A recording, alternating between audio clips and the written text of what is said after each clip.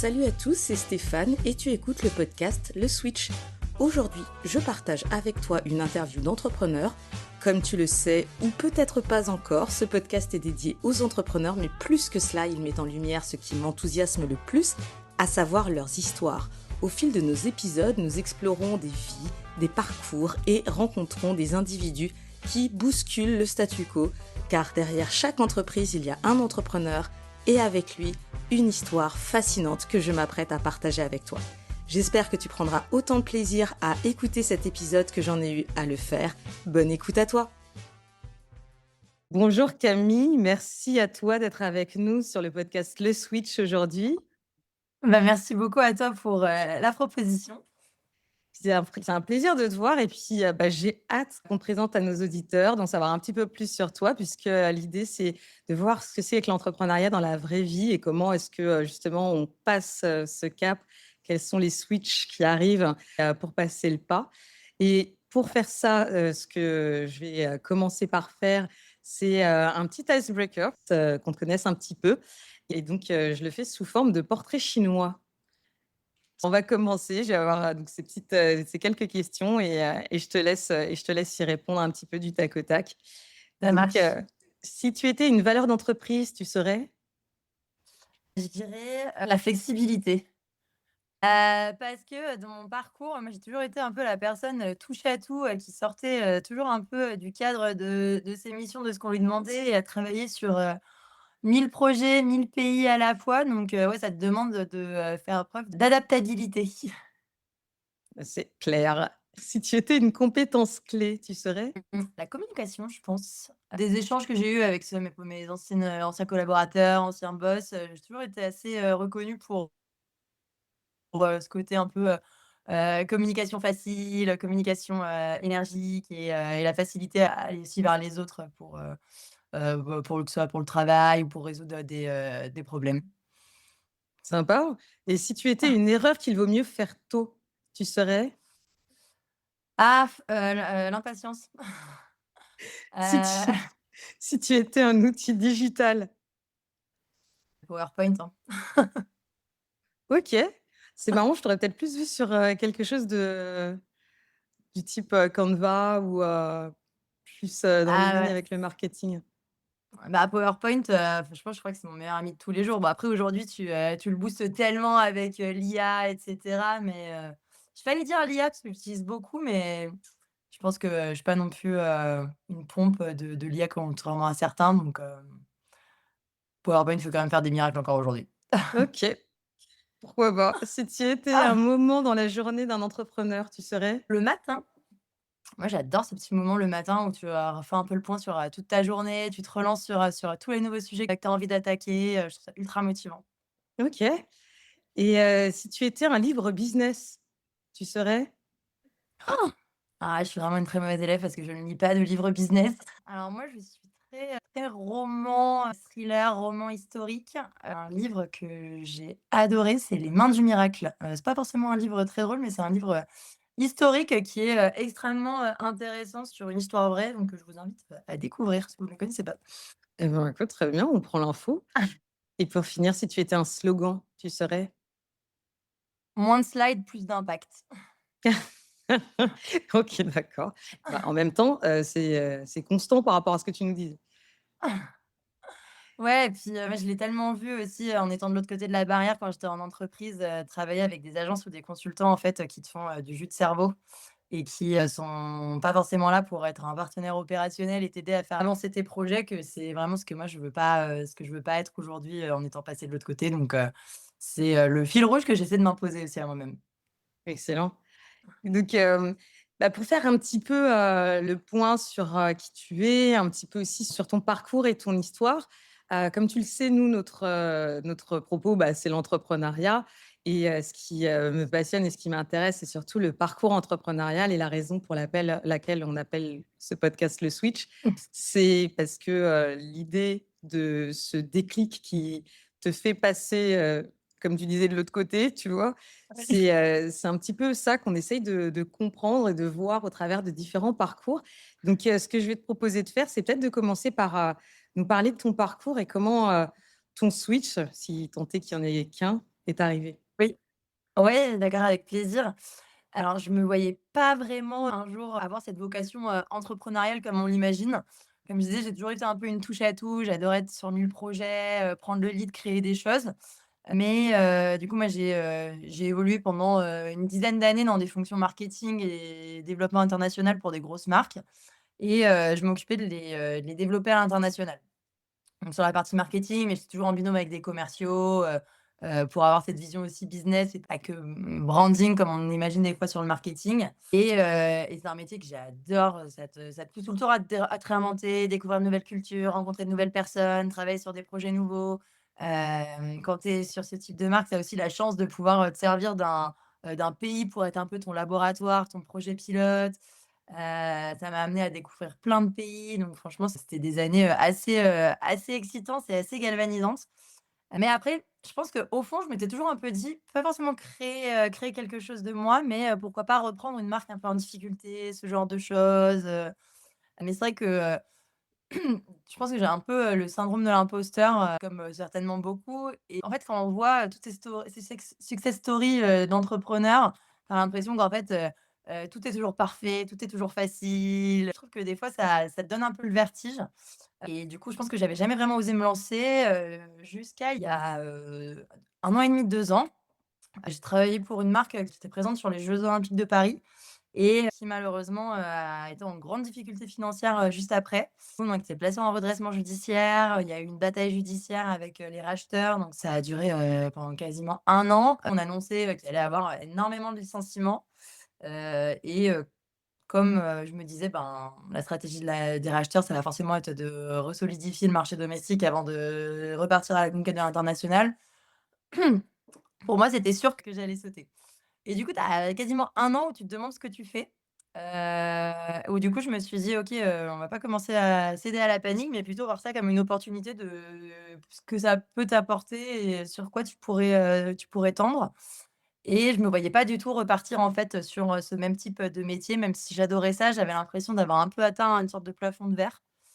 J'avais envie de changement et je me suis mise un peu, voilà, discuter autour de moi, réfléchir à pas mal de choses et en fait, en discutant avec pas mal d'entrepreneurs ou de dirigeants, bah, je me suis rendu compte qu'il y avait toujours un peu le même problème qui revenait, sur les gens, les dirigeants, ils ont plein d'envies, ils ont plein d'idées, mais souvent, ben, c'est un manque de ressources humaines, un manque de budget, un manque de structure aussi et pour avoir vu ce qu'un manque de structure pouvait faire à une entreprise en étant dedans, je me suis dit: «En fait, je pense que je peux apporter aussi cette expérience et cette expertise, à d'autres personnes». Du coup, je me suis dit: «Ben, pourquoi pas en fait, se lancer après tout, qu'est-ce que tu as à perdre? On va mettre un peu ce syndrome de l'imposteur au placard, et essayer de sauter le pas» et au final, du coup, j'ai commencé un peu à travailler sur ce projet dans mon coin et à tel point qu'en fait, finalement, l'entreprise a passé le rachat me gardait et en fait, là, j'ai eu une petite voix au fond de moi qui m'a dit: «Mais en fait, non, ça peut pas, ça te va pas. C'est pas ce que tu veux». Même si je pense que travailler sur un repositionnement de marque quand on est marketeur, ça doit être très, très cool. Mais, c'était pas ce que cette petite voix me soufflait au fond de moi. Donc je me suis dit: «Bah, allez, vas-y, tu sautes le pas, tu vois ce qui se passe et au pire, tu reviendras, sur tes pas par la suite, mais tu auras forcément appris quelque chose». Donc, voilà, c'est là que s'est fait, le switch pour moi. Super intéressant. Est-ce que, par rapport à ton switch et le pas que tu as sauté, déjà, ça fait combien de temps que tu as lancé ta boîte? Je l'ai créé en décembre, donc ça va faire, 5 mois, mais ça va faire 1 an que je bosse vraiment sur le projet, entre travailler l'offre, le positionnement, tout le marketing, amont, donc on va dire que ça fait une petite année que je travaille sur le projet. Ouais. Moi, je trouve Donc c'est que récent. c ou c'est récent, mais tu as toujours un décalage entre ce qui est sur les papiers et le moment où tu as Non, c'est vraiment sûr. commencé. Donc et c'est pour ça que, je pense que ton switch est arrivé, bien avant que tu montes ta boîte et c'est ce que tu nous décris, que tu avais déjà commencé à mûrir ce projet, ce qui fait que quand même la boîte dans laquelle tu bossais voulait te garder, bah, toi, tu étais déjà parti, tu étais déjà ailleurs, tu avais déjà switché, tu vois? Exactement, C'est ça que je trouve, exactement, ouais, le intéressant. switch, il s'est fait il y a 1 an, à peu près, c'est ça, ouais. Ouais, c'est ça, mais c'est pour ça que, tu vois, en termes d'état d'esprit, je trouve que c'est intéressant parce que ça permet aussi aux personnes, tu sais, parce que j'accompagne aussi des entrepreneurs et en général, quand la personne vient pour monter son projet, bah, en fait, ton projet, tu l'as déjà monté il y a un moment, tu sais, tu l'as déjà commencé il y Ouais, a un moment et quand tu arrives, tu es vraiment dans la mise en action et ta c'est mise en ça, mouvement, tu l'as commencé au préalable, quoi. exactement. Et puis je pense que c'est toujours en fait en mouvement. Je vois, il y a des choses que j'avais mis sur le papier il y a 6 mois, 1 an. Là, j'ai, pas mal un peu retravaillé aussi certaines choses sur, mes offres, mon positionnement, là, il y a quelques temps. Donc en fait, je pense que, en tout cas, c'est mon cas, c'est toujours en mouvement en fait, tu affines en étant en contact d'entreprise, en étant en contact d'autres entrepreneurs. Moi, j'aime enfin, je valorise beaucoup le travail à plusieurs et en fait, tu apprends, tu affines, donc je pense que c'est jamais vraiment gravé dans le marbre de toute façon, Mais la base. Complètement. Non, mais complètement, c'est le principe, tu surfes un petit peu tout le temps, donc c'est tout à fait vrai et donc même si tu as commencé officiellement il y a pas si longtemps que ça et le fait que tu aies déjà mûri le projet avant, est-ce que ça t'a permis d'anticiper deux trois trucs justement, quand tu étais, quand tu as enregistré ta boîte et que tu étais en train de commencer? Ouais, parce que j'ai préparé vraiment pas mal de choses. J'ai été un peu pressée, sur, le dépôt des statuts, par rapport à la porte de sortie avec laquelle j'avais pu, quitter mon entreprise. J'étais obligée de créer ma boîte, dans les 6 mois. Je pense que sinon ça aurait peut-être traîné un petit peu plus, parce que voilà, je suis un peu perfectionniste, donc j'avais, envie qu'il y ait pas mal de bases qui soient posées et qui soient solides avant de commencer à vraiment démarcher les clients. Donc oui, typiquement, j'avais, travaillé mes offres, mon positionnement, j'avais, créé mon site web, j'avais, commencé à faire, toute la communication sur mes réseaux de manière à ce que, le moment où je me lance, il y ait déjà un petit peu d'historique, pour gagner un peu en crédibilité, te donner un peu de preuve sociale. Donc ouais, il y avait pas mal de choses, de quand même, enclenchées. Après bon, tu toujours des surprises, des choses sur lesquelles tu as pas pensé, des choses qui se passent pas, comme tu veux, mais en tout cas, je m'étais mis un peu, un rétro-planning en tête de me dire: «J'ai envie que ma prospection, je sois prête pour l'attaquer en janvier» et du coup, ben, il y avait forcément des petites choses, qui restaient à ajuster, mais j'ai réussi à garder en tout cas, à me tenir à ce rétro-planning. La raison pour laquelle je te posais la question, c'était justement ça, qu'on voit l'intérêt, de la préparation et ce que ça t'amène, en fait, quand tu y vas, que tu es pas comme on disait, tu quoi qu'il arrive, tu vas surfer, il va y avoir des surprises, des choses que tu avais pas attendues. Mais ce que tu pouvais anticiper, c'est déjà, dans un coin de ta tête, c'est plus quelque chose qui t'encombre le cerveau pour pas grand-chose, en réalité parce que, c'est déjà acté. Et bah, exactement et puis je pense que c'est justement, cet équilibre à trouver entre, ton intuition, les opportunités que tu saisis et avoir quand même un minimum de cadre et de structure pour pas partir dans tous les sens, pour pas t'éparpiller pardon et justement, c'est ça un peu aussi, sur lesquels j'accompagne les entreprises ou les entrepreneurs, notamment dans des incubateurs ou autres avec lesquels je travaille sur, en fait, vous avez besoin d'un minimum de structure parce que, si vous avancez par opportunisme uniquement, ben, c'est pas une stratégie derrière et c'est au Mmh. moment où vous allez commencer à grossir que vous allez, en payer le prix. Donc c'est pour ça que c'est quand même important d'avoir, quand même, des fondations, qui te servent de ligne directrice et qui t'ouvrent un peu la voie au début, pour t'éviter de te perdre. Ouais, complètement d'accord avec toi. Donc c'est intéressant parce que, toi, du coup, on peut partager avec toi sur ton lancement de boîte et parler justement de ce que, de comment est-ce que tu te sens parce que là, donc tu nous as parlé un petit peu du syndrome de l'imposteur, ce qui t'avait un petit peu, encombré, quand tu Mmh. voulais y aller, qui te retenait un petit peu comme ça, jusqu'au moment où tu as décidé, que non, c'était C'est pas ça. là que tu voulais aller. Mais j'imagine que là, aujourd'hui, tu fais aussi face à la solitude entrepreneuriale, au fait, d'être, dans ta boîte, seule et trouver, des solutions et t'organiser, parce que c'est ton projet, c'est ton idée à laquelle tu es, en train de donner vie. Comment est-ce que toi, tu le vis? Comment est-ce que tu le gères? Mmh mh. Et bah, étonnamment, c'est vrai que c'était quelque chose qui me faisait peur et surtout de me retrouver enfermée, de pas, voilà, avoir des personnes avec qui échanger sur mes problématiques et au final, en fait, je me suis rendu compte que depuis que je suis seule à mon compte, j'ai presque jamais été autant entourée parce qu'en fait, j'ai découvert plein d'écosystèmes d'entrepreneurs sur lesquels aussi je me suis forcée, à aller dès le début parce qu'en plus, du coup, j'ai déménagé donc il a fallu que je reconstruise, tout un écosystème, que je réactive mon réseau, dans une nouvelle ville. Heu, pour moi, le réseau, c'est vraiment quelque chose de super important pour t'ouvrir des portes, pour, réfléchir à plusieurs, pour, créer des synergies sur des projets. Donc je suis dans pas mal de réseaux d'entrepreneurs. Je rencontre pas mal aussi, de personnes qui sont à leur compte de leur côté ou qui sont dans des petites agences pour justement réfléchir à, ben, comment est-ce qu'on peut créer des synergies? Comment on peut se connecter ensemble? Et au final, du coup, je ressens pas, du tout la solitude. Parce que, mes clients en général, je vais assez régulièrement chez eux ou du moins autant que possible en fonction de la frontière géographique. Parce que, bah, ça permet aussi, voilà, de créer du lien différemment, d'être dans leur univers et de comprendre aussi un peu, l'envers du décor et comment ça fonctionne. Donc c'est vrai que cette solitude, je l'ai pas forcément sentie et c'est quelque chose qui peut être assez vertigineux aussi au début, je pense, de débarquer, dans des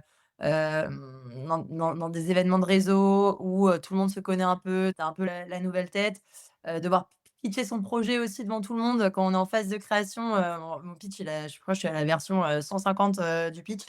Mais c'est chouette, c'est un bon exercice qui te donne confiance et notamment de parler aussi avec d'autres personnes. Tu te rends compte aussi de ta légitimité, que, ton expertise et ton parcours, il a vraiment une valeur et en plus, du coup, moi, j'ai on va dire, la chance de faire quelque chose qui est assez différent, dans la région où je suis. Il y a peu de personnes qui ont cette expertise multimarché, go to market, marketing à la fois. Donc c'est vrai qu'à chaque fois, ça suscite de l'intérêt et ça te met en confiance donc ces effets de groupe, pardon, te boostent. Mais complètement, mais je pense que ce qui est top, c'est de voir qu'en effet, tu peux être, seul, mais tu es pas nécessairement, obligé Non. d'entreprendre seul et que justement pour, développer, savoir et mettre, le point sur, l'importance du réseau, c'est clé, quoi. Et c'est vrai que tu parlais de ton expérience, dans le marketing et tu nous as, montré enfin, tu nous as parlé de ton expérience professionnelle et du fait que tu étais pas mal sur l'international. Donc évidemment, ça Ouais. me parle puisque je suis sur l'international aussi, mais aussi parce que, au niveau de ton expertise et de ce que tu as pu faire, tout à l'heure, tu nous disais que c'était quelque chose qui t'avait beaucoup plu dans ton activité quand, tu étais, salariée, pour ces grandes marques et moi, je voulais avoir ton avis justement par rapport à ça, puisque là, pour l'instant, tu es au début et tu es en train de développer donc l'idée, c'est bien sûr de faire, grossir ton marché. Mais quand tu parles justement sur l'international, est-ce que tu retiens de ces expériences? Qu'est-ce qui t'a tant plu, que tu bossais sur ces projets-là? Alors déjà, comme je disais au début, j'ai développé, notamment sur une marque, à un moment, je travaillais sur plus de 55 marchés. Donc ça te donne, un scope, assez énorme et je travaillais dans la lingerie à l'époque et que tu développes, une marque de lingerie, aux États-Unis, au Mexique ou en Arabie Saoudite, ce qui était mon cas, c'est pas du tout la même manière, d'appréhender, le marché, d'appréhender le produit. C'est pas du tout, le même positionnement. C'est pas forcément les mêmes produits que tu vas mettre en avant, donc tu dois vraiment, t'adapter, à la culture, trouver des manières de toucher ta cliente et au-delà du produit, de créer vraiment une histoire, en prenant en compte ces différences culturelles, ces différences climatiques aussi parfois, tout ça et j'ai l'impression que tu te réinventes un peu à chaque fois et à la fois, tu es obligé de garder cette cohérence de façon à ce qu'en fait, tu ne sois pas une marque dans chaque pays, mais que tu sois bien une marque globale avec ses spécificités, pour parler à ta cliente locale. Donc c'est toute une gymnastique, de positionnement, de manière de communiquer, tout en gardant quand même un fil rouge dans ton message que je trouve, extrêmement intéressante et c'est comment tu pars d'une campagne ou d'un concept global et comment tu l'adaptes dans tes différents pays, parce qu'au final, des fois, tu as pas forcément besoin de tout réinventer. Par exemple, quand on a lancé la marque aux États-Unis, on avait rêvé d'avoir un van, qui allait faire le tour du pays, pour, vendre les produits, le mettre en avant, faire, du street marketing. Bon, on n'avait pas le budget évidemment, mais on a quand même fait le tour de New York avec notre van et il y avait tout un concept autour de la prise de mesure, une scénographie avec des fleurs et au final, en fait, ça a tellement été un succès que derrière, on l'a répliqué un peu partout dans tous les pays donc après, voilà, c'est cool de te faire tes petites adaptations aussi et de te dire que, bah, en fait, tout est un peu possible en fonction d'où tu le fais, quoi. Ouais, clairement, oui. C'est super intéressant parce que ça montre aussi la flexibilité que tu peux avoir, tu vois? Et je trouve que ça résonne énormément avec ce que tu disais tout à l'heure, déjà même quand tu es passé, tu sais, ton switch, de Ouais. tu es bien positionné, enfin, en tout cas, on te garde, dans ton job actuel et au final, toi, tu es déjà parti, tu es sur ton, projet Mmh. et qui est aussi un autre, saut et je pense que en fait, ce que ça montre, c'est aussi en termes de mindset, la capacité que tu peux avoir à rebondir et je pense que c'est ça qui fait aussi que tu te sens, pas si seul, tu vois? Par exemple, tu lances ta boîte, tu déménages en même temps, bon, bah, c'est Ouais, pas grave, peut-être. et en fait, je pense que tu as, un petit côté assez, ouais, assez flexible en termes de mindset qui doit être, assez, bah, du coup, qui doit pas mal t'aider, à mon avis, dans ton boulot. Ouais, je pense qu'en effet, ce côté, en fait, un peu passe-partout à être capable de m'adapter, à différentes, situations, à différents types de personnes, à différents types de cultures, tout ça. Mais c'est pour ça que d'ailleurs, flexibilité, je crois que je l'ai dit au début, ouais. Ouais, c'était ta Souvent, on y valeur. revient. Mmh. Non, non, c'est vrai. Bah, tu vois? Et là, du coup, bah, on voit comment. Tu es cohérente avec toi-même. Mais c'est vrai que c'est assez sympa parce que quand tu es en train de tu vois, j'aime bien les illustrations parce que du coup, on se figure plus, à quoi ce que ça ressemble, la vie de, Mmh. Camille, en tant que salariée ou quand tu nous dis: «Oui, j'aimais bien, tel ou tel aspect» et en fait, ce qui te touche et ce qui te marque, tu vois, c'est aussi ce que tu vas proposer parce que les entrepreneurs, ils créent de la valeur et ta Mmh. proposition, elle va venir de ce que tu es. Pour que tu puisses donner le mieux de ce que tu as, il faut déjà que tu sois, tu vois, dans l'idée. Bah, oui, ouais, c'est ça et je pense que tout à l'heure, on parlait, du côté, test and learn, tu apprends, tu es toujours en mouvement. Je pense que j'ai aussi pu développer cette vision de par ces expériences-là parce que, quand tu es une marque française très établie sur ton marché domestique, c'est compliqué parfois de faire bouger les lignes. Tu peux pas faire n'importe quoi. Que quand tu C'est te lances vrai. sur un marché, que tu as un magasin et que tu es en train de te créer, ben, là, en général, ta direction te laisse un petit peu plus, les mains libres pour tester des choses et tu vois, je parlais de laboratoire au début. J'ai des pays qui m'ont servi de laboratoire pour tester des nouveaux concepts retail, des nouvelles activations qui ont fonctionné, qu'on a réajusté, sur, voilà, c'est jamais parfait du premier coup et derrière qui t'ont permis de en fait, de le développer sur ton marché domestique donc toi, ça te donne un peu cette liberté que d'autres n'ont peut-être pas forcément sur des fonctions similaires et du coup, ouais, ça m'a permis d'avoir ce côté en fait, tout est possible si tu as envie et si derrière tu as la justification de, ben, pourquoi tu penses que c'est bien, quel retour sur investissement tu peux en tirer et je pense qu'en effet, c'est des clés qui sont assez intéressantes, pour construire ton mindset entrepreneurial. Ouais, complètement et tu vois, ce que je trouve aussi, pas mal, en tout cas, ce sur quoi je suis curieuse, c'est, justement la France à l'étranger. Parce que quand tu es en train de dire: «Ouais, je suis une marque française» et ça, c'est super intéressant parce qu'on a de plus en plus de que ce soit d'entrepreneurs ou de marques, de boîtes qui veulent partir aussi, se c'est étendre, en fait, ça fait partie aussi d'une stratégie de développement, que d'aller à l'international et proposer ses services sur d'autres marchés. Heu Est-ce que tu vois ou en tout cas, comment est-ce que tu vois les entreprises françaises, en termes d'exportation? Est-ce qu'on a vraiment, tu sais, ce petit billet de se dire: «Bon, on a quand même le petit côté, cocorico, non mais attends, Mmh. nous c'est comme ci et c'est comme ça» et tu viens, avec, toi c'est ton ADN que tu gardes. Comment est-ce que tu arrives justement à l'adapter par rapport, aux besoins? Parce que le business, c'est quand même aussi ça, ton besoin marché. Exactement, exactement. Ouais, c'est une super question parce que ça dépend tellement des pays et des marchés. Par exemple, ça m'intéresse d'avoir ton retour aussi sur ça, en plus tu es sur, une zone, que je connais un peu moins, l'Asie. Par exemple, je trouve que sur des marchés, européens, c'est parfois plus difficile d'avoir cette vision française, très valorisée, parce que, bah, c'est des pays, voisins, que parfois, tu as un peu, culturellement ce côté, arrogance française, pour des marchés notamment, comme le Royaume-Uni, ou l'Allemagne sur certains projets. Et des pays un peu plus lointains, sur, ça dépend aussi je pense du type de produit et de marché. Typiquement sur tout ce qui est prêt-à-porter, mode, il y a quand même cette patte française, Mmh. qui a un vrai rôle, et qui te positionne tout de suite, dans l'imaginaire collectif. Pareil, sur des marques de cosmétiques par exemple. Après dans le sport, c'est plus compliqué parce qu'il y a cette rivalité, nationale, sur, les équipes, sportives, qui fait que, il y a des pays qui, pour la marque sur laquelle je travaillais, qui pourtant n'était pas forcément évidente parce qu'elle est très, franco-française bleu, blanc, rouge. Il y avait un travail qui avait été tellement, incroyable sur les dernières décennies qu'il y a un pays en Amérique latine qui pensait que la marque, elle était locale en fait, tellement, l'empreinte, via Ouais. les équipes sportives était forte. Donc ça dépend beaucoup du travail justement, je pense, marketing, communication, tous les partenariats locaux qui sont développés. Mais je pense que après moi, j'ai toujours travaillé aussi avec des partenaires en local, ce qui fait que, voilà, je pense qu'il faut quand tu fais du développement international, faut jamais avoir la prétention de connaître mieux le pays qu'eux. Je me suis toujours plutôt positionnée comme la garante de la marque et eux la garante de leur marché et derrière, c'est un travail, main dans la main qui doit se faire pour que, la marque sur le marché trouve sa place, juste, avec leurs connaissances, à eux en tant que locaux.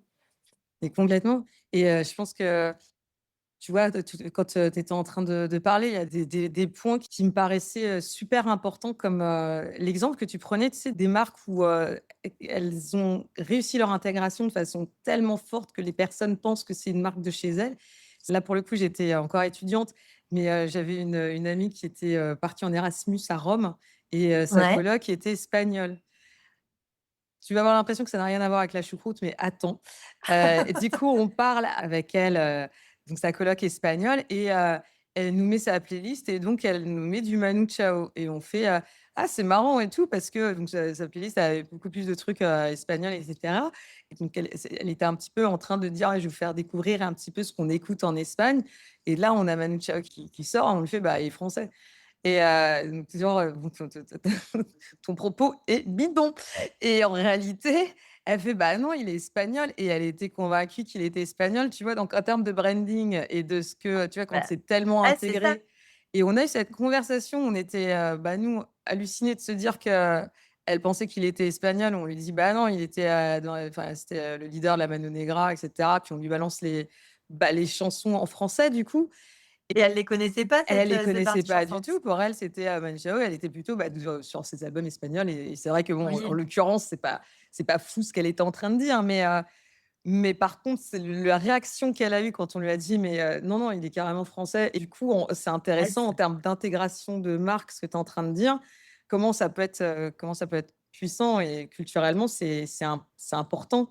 C'est très fort quand une marque arrive à faire ça, clairement et complètement, et quand tu disais, par rapport à l'Asie et au marché, quand tu dis être garante de la marque et tes partenaires garants du marché, avoir l'humilité, vraiment, moi, je pense que dans l'entrepreneuriat, tu sais, la clé mmh. du, «je sais pas tout», en fait. Ouais.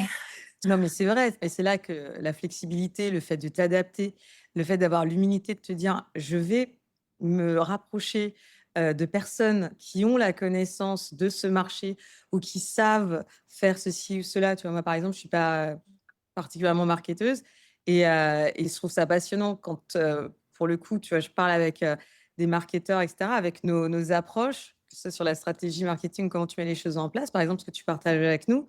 Du coup, je le comprends sur l'aspect business en termes d'application. Par exemple, tu vois, Uber en Asie, ça n'a pas marché. Oui. Ici, c'est Grab sur toute l'Asie.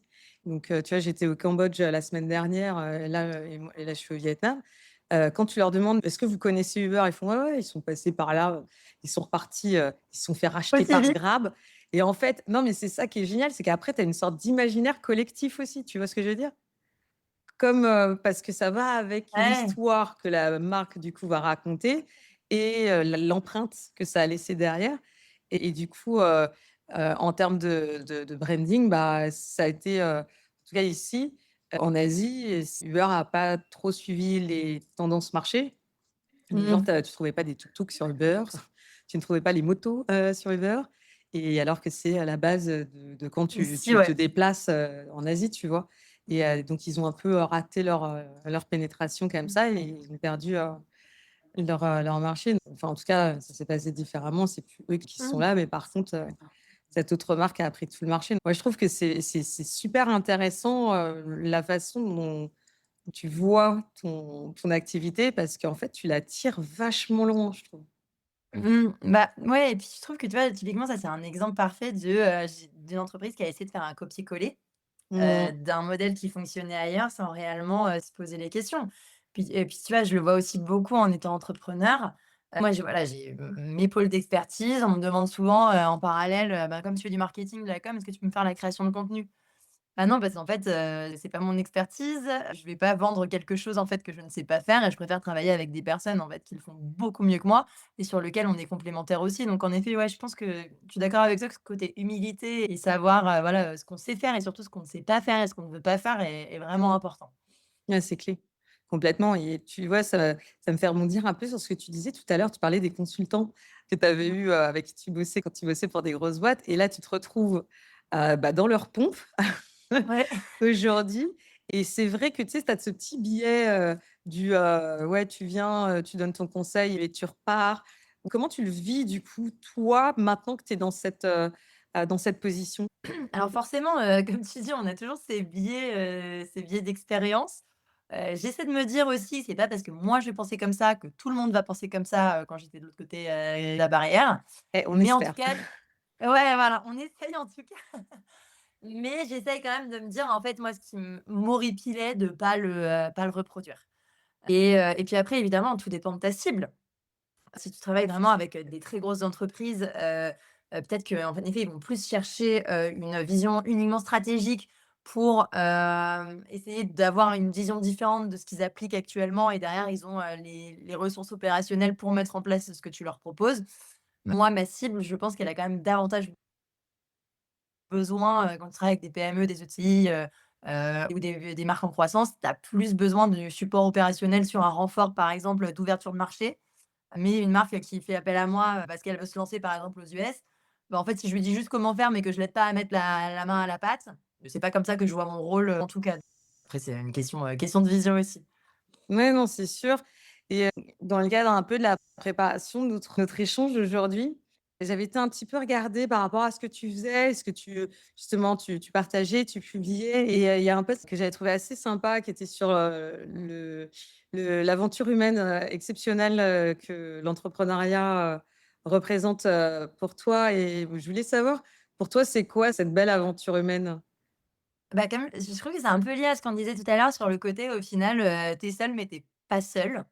Tu pas les liens d'équipe comme, on l'imagine, quand tu es, dans le salariat ou, dans l'imaginaire un peu global.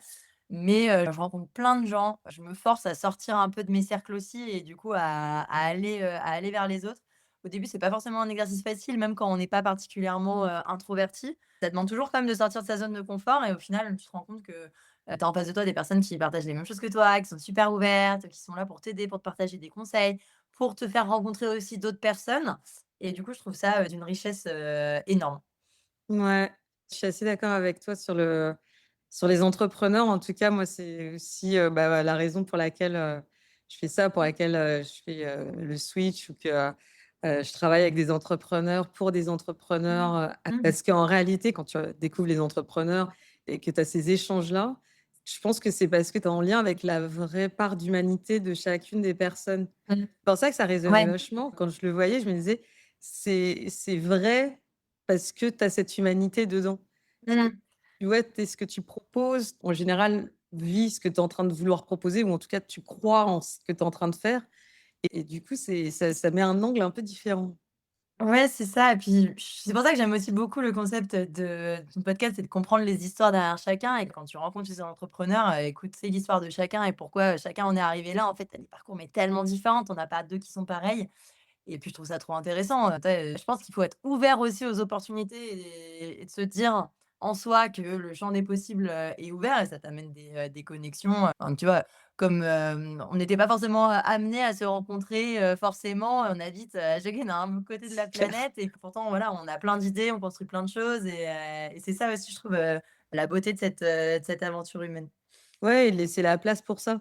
Comme tu Mmh. disais, de voir justement cette petite, porte ouverte pour que ça puisse se passer. Tu parlais d'essayer d'aller vers les autres, même si c'était pas, super confort au début, ou Mmh. que c'est pas ton point fort.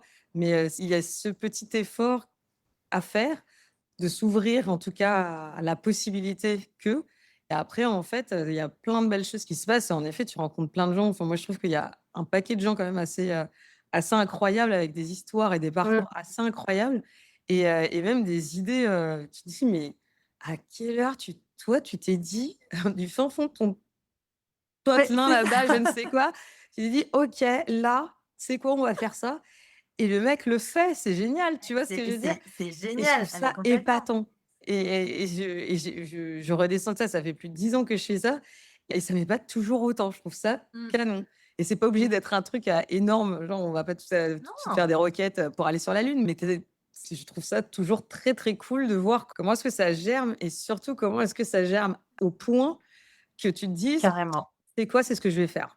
En fait, regarde-moi Ah, bien, je me lance, c'est là que je go! vais». C'est génial. Non, mais Ouais, carrément, je suis complètement d'accord et je trouve que la part humain a une part d'autant plus importante encore aujourd'hui où alors forcément, il y en a qui ont des idées, géniales complètement, sorties de l'ordinaire.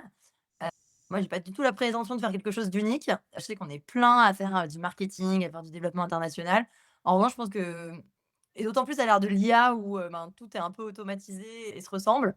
Tu choisis aussi les gens avec qui tu travailles pour les personnalités, pour l'histoire, pour l'authenticité que tu viens y chercher derrière, pour le match et le feeling et du coup, je pense que c'est d'autant plus important, cette aventure humaine, vue comme ça aussi.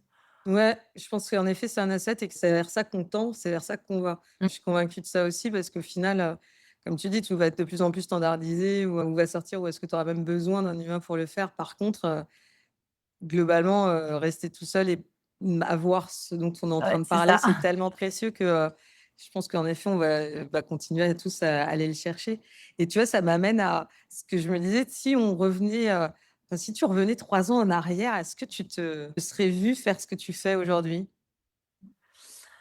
Non, non, il y a 3 ans, j'étais en train de changer de boulot en plus. J'étais en train de passer de la lingerie au sport et j'étais encore, dans cette frénésie internationale. J'étais en déplacement 2-3 semaines par mois, j'ouvrais 9 marchés par an, j'ouvrais des points de vente, partout, tout le temps et non, j'étais en train de switcher pour avoir, un nouveau challenge mais comme je disais au début, je me sentais pas, entrepreneuse dans l'âme, donc pas du tout.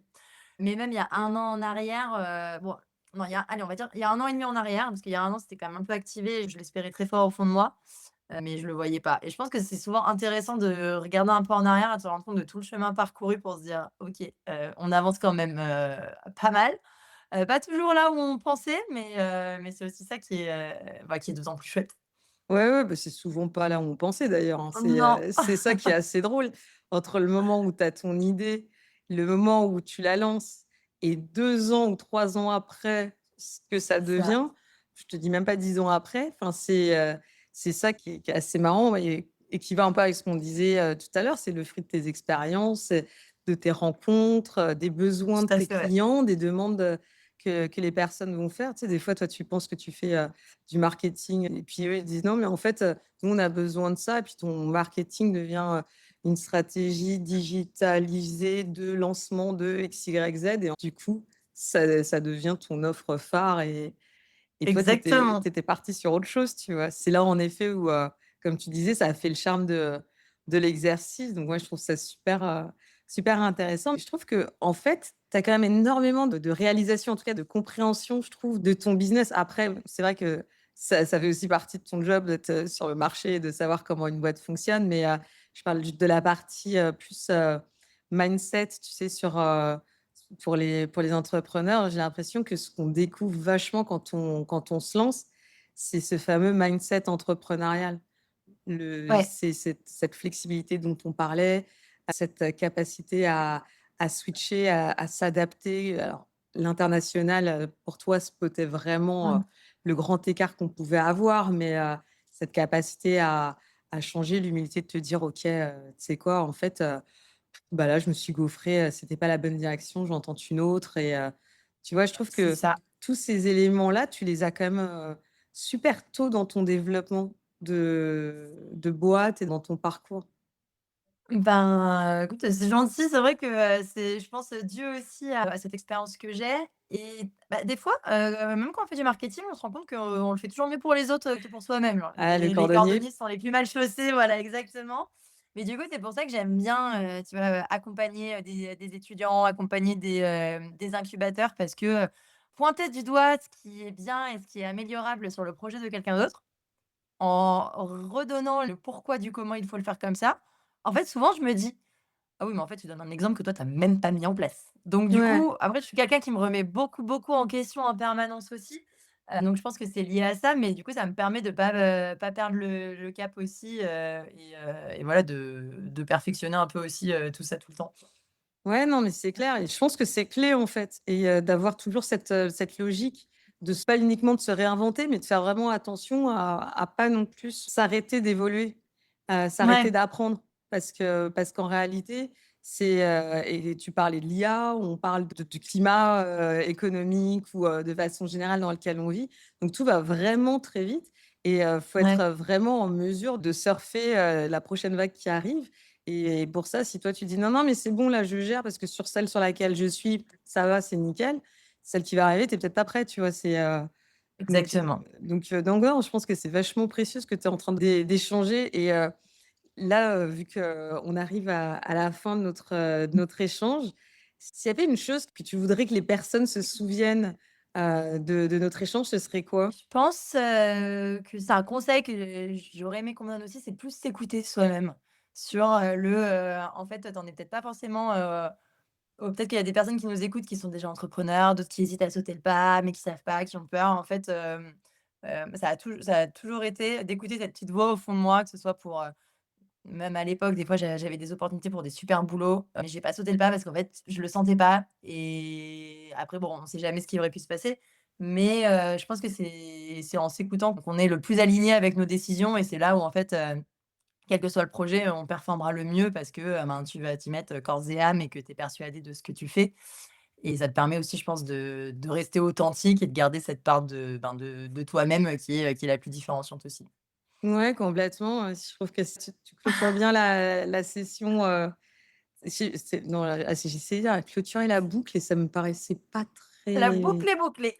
voilà, exactement, tu me parais bien boucler la boucle. Travail d'équipe. Travail d'équipe, merci Camille. Donc, je trouve que c'est bien présenté, c'est bien formulé pour finaliser notre échange et laisser les auditeurs avoir l'opportunité, bah, de te découvrir, d'en savoir un petit peu plus, sur toi. Je laisserai, dans la description les liens vers ton site internet et aussi ton lien LinkedIn pour que les personnes puissent potentiellement, Mmh. venir te voir si du coup ça les intéresse et qu'ils ont ce besoin. C'était un plaisir de t'avoir avec nous aujourd'hui Camille. Merci Plaisir beaucoup pour cet partagé. échange. Merci pour C'était très, très cool. l'invitation. Merci, bonne journée. Chers auditeurs, nous arrivons donc à la fin de cet épisode. N'oublions jamais qu'au cœur de chaque entreprise, il y a un entrepreneur et avec lui une histoire unique à raconter. Merci d'avoir suivi cet épisode du podcast Le Switch, c'était Stéphane. Reste à l'écoute pour de nouvelles histoires passionnantes d'entrepreneurs et d'entrepreneuses qui écrivent leur propre destin. Si tu as aimé cet épisode, n'hésite pas à me le faire savoir en y mettant 5 étoiles sur ta plateforme ou en me laissant un commentaire sur mon compte Instagram Stéphane_le Switch. Je répète, Stéphane_le Switch. À dans un mois pour un nouvel épisode.